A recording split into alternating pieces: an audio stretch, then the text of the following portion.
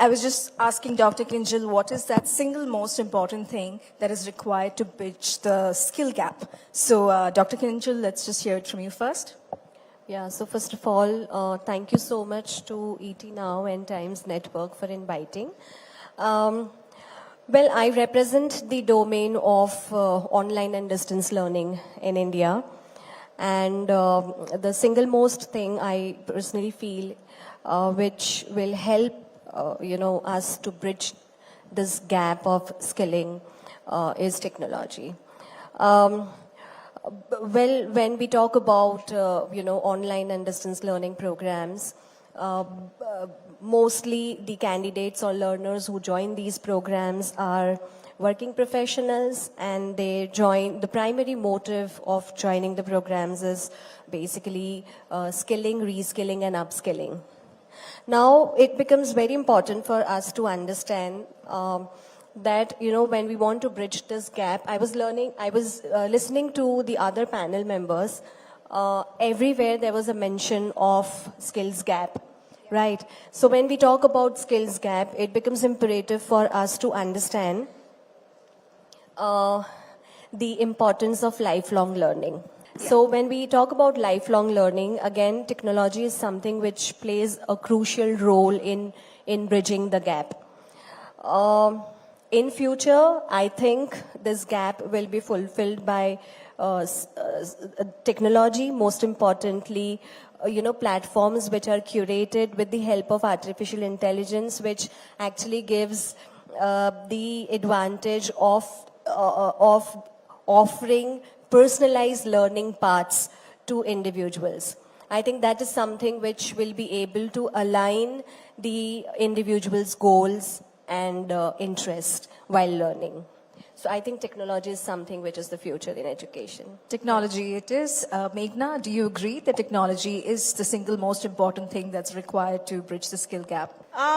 Thank you for having me. I feel, of course, technology is something that's through the years shown us how, in terms of education, in terms of training, in terms of skilling, how important it is as an enabler. But I like to take it a little further here, and I feel like, especially with AI, especially with all the challenges we're facing today, I feel we have to now learn to go beyond technology, beyond just skilling. Skilling is important, education is important, but I think the third pathway that we really need to now start thinking about is the creative pathway, in terms of beyond AI, doing things that AI can't do. And I think that one thing that AI can't do is the human factor. How do we innovate? How do we think creatively? And we as a human race have full potential to be able to do that. But I think as educators, we need to really, really now start looking at bridging that gap too.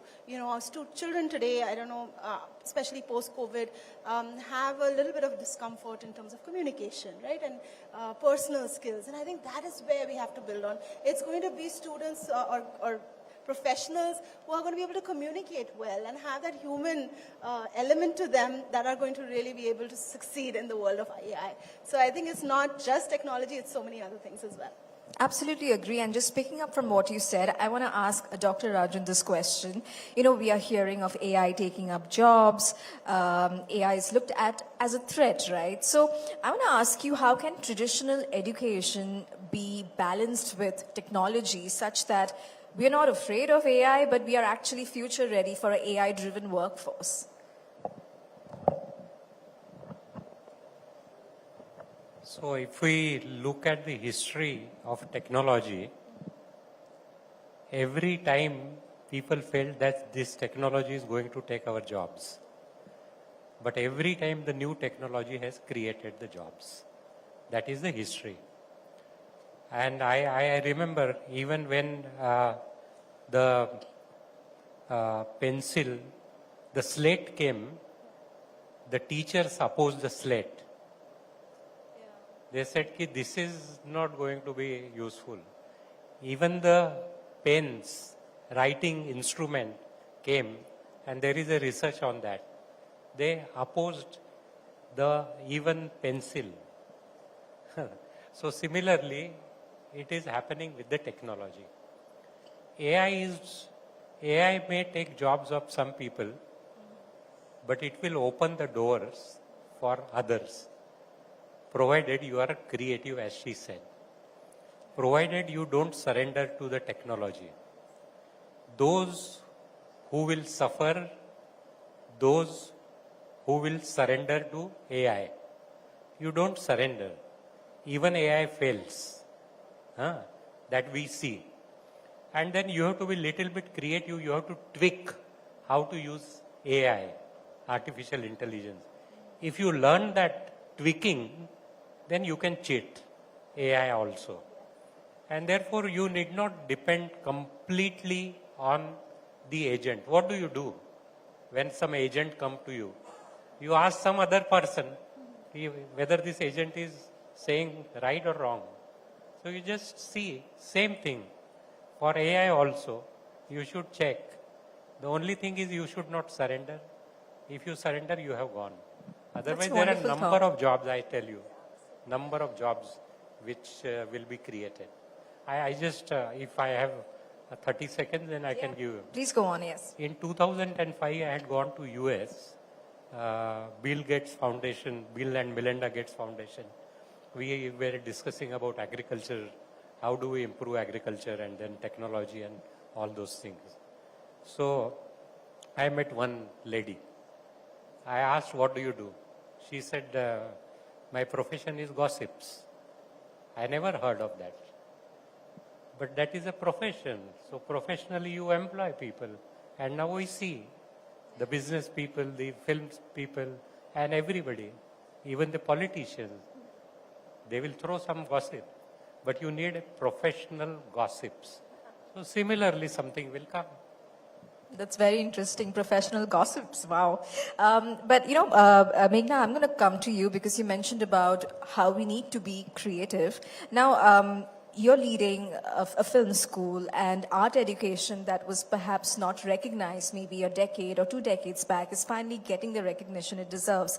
But I want to understand, when it comes to creative education like films and media and art, are we doing enough to also not just nurture their creative talent, but also prepare them with real world skills out there? Like, what is your take on that?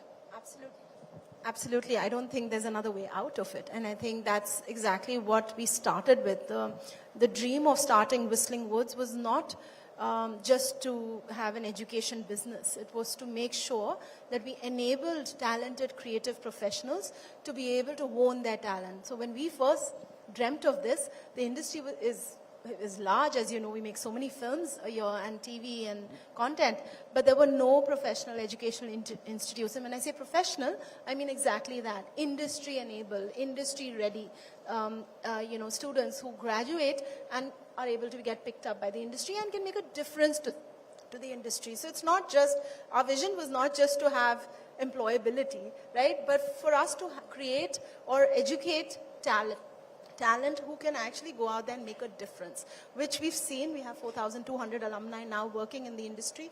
And I feel that is exactly what we dreamt of. We wanted to have a network of individuals so that somebody who doesn't have a film background or doesn't come from that, they have enough of a family out there in the industry who will support them and who will be around for them, which is exactly what we see today, right? So I think for us as a creative institute, it is, especially because of the challenges we face due to the stereotypes related, concerned with the industry, that yahan to bahut struggle karni padegi, parents are not sure, erratic times. So it was our responsibility to really, make creative education mainstream. And a few years back, we had the opportunity to offer degrees to our students through Tata Institute of Social Sciences. And I think that has really helped parents understand. Industry, of course, looks at the skill set, but parents really value degrees. And I feel that was a good move because with that, we've really been able to expand our audience in terms of the students we get to study film, fashion, design, music, and all the other courses that we offer. Right. Dr. Sinha, coming to you, when we talk about West India, I have to talk about Gujarat. And we talk about Gujarat, I have to mention Gift City, which is slowly becoming an education hub as well. A lot of global universities have started partnering. Do you see initiatives like these, in terms of helping us become, better when it comes to skilling, upskilling, education, and higher education as well, online education as well? Absolutely. I think that's very much, present currently. Universities like us, what we do is we co-partner with the industry. We co-create the program. The curricula of the entire program is created by the experts from the university as well as experts from the industry. The delivery is also, done by both industry as well as the education institution. Examination, of course, is taken care by the university. So I think when we co-create the programs, there are a lot of programs which are co-created in the domain of clinical research, a lot of programs in medicine and paramedical sciences, a lot of program in engineering. There are, of course, a lot of programs, short-term, skill-oriented programs targeted to specific skill set of the employees, again, which are customized and tailored as per the requirement of the industry, which makes it very, very relevant when the entire program is delivered to those set of employees.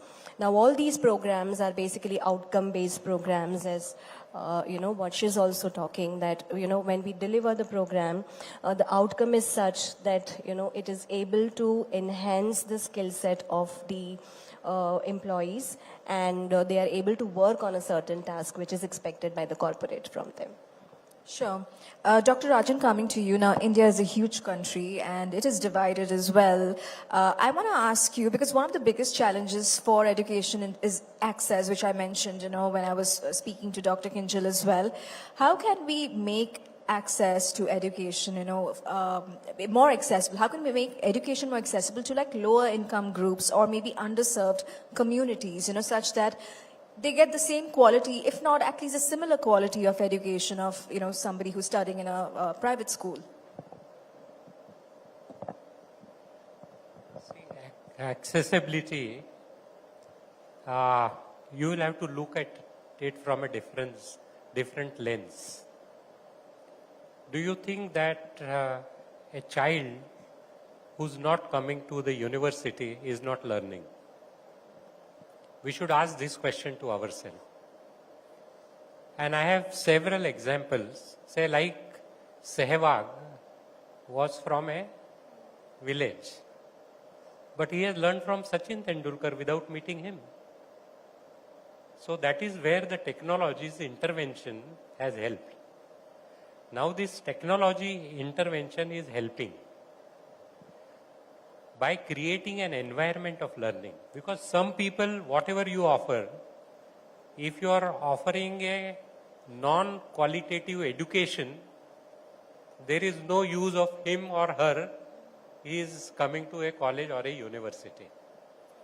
What matters to me is, am I getting an education and skills which will help me to get an employment? I am not saying jobs. There is a difference between the two. Employment is different and jobs are different. Everybody can get employment, but everybody may not get jobs. And then partnering with them by giving them flexibility to learn. We wrote one of my friend from Orissa, who is a senior person, wrote a concept called village as a college. Village as a college. So we have a design school, okay? And the carpenter which comes to everybody is us, everybody at home is not learned. They have not done design program. Can we recognize them? Can we give them certificate?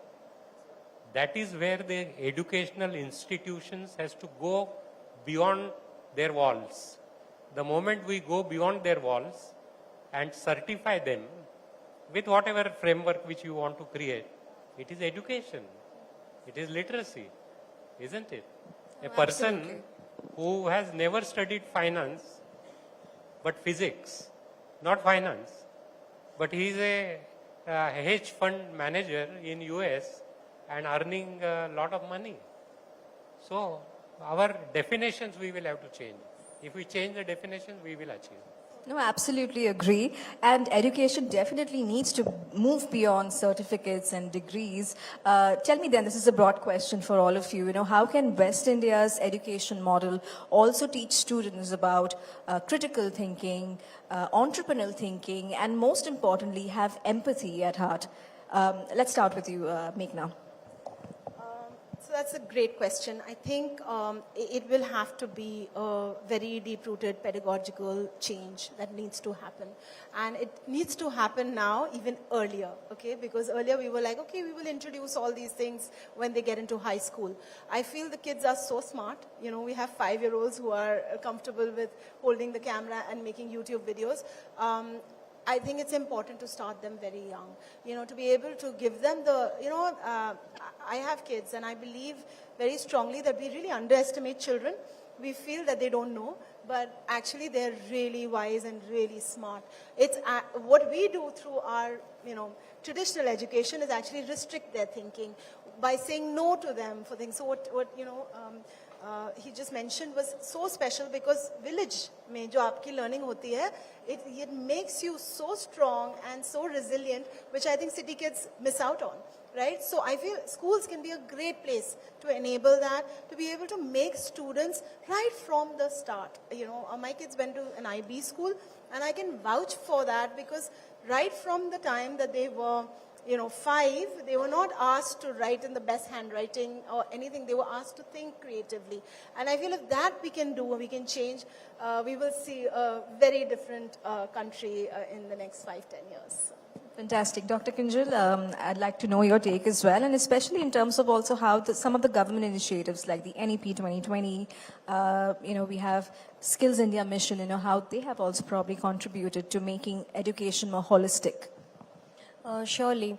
So when we talk about, the national education policy, at both the school level as well as the higher education level, there is an emphasis of incorporating life skills and vocational education, which also incorporates, social skills and entrepreneurial skills. So with these initiatives, I think, a lot of schools pan-India and a lot of higher education institutions have already started incorporating vocational education in their curriculum. And, when we talk about some projects given at both the levels, school as well as higher education, which basically builds the holistic, character of a student.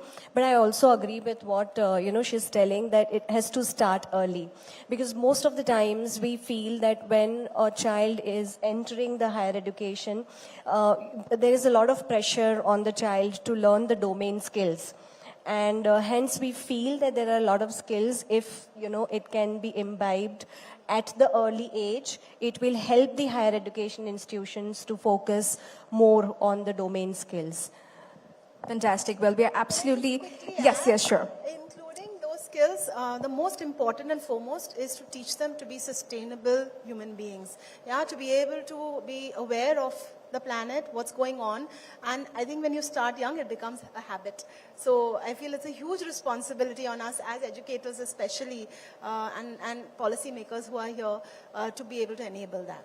No, absolutely. We are completely out of time, but I think we had a very fruitful discussion. I would like to just ask Dr. Rajan to have the last word in terms of how do you really see education changing in the next decade or so?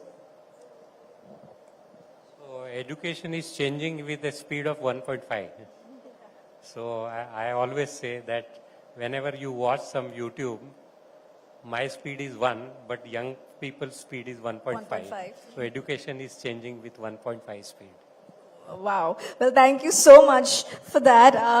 Thank you so much for being with us today. This was a very, very interesting discussion. Thank you so much.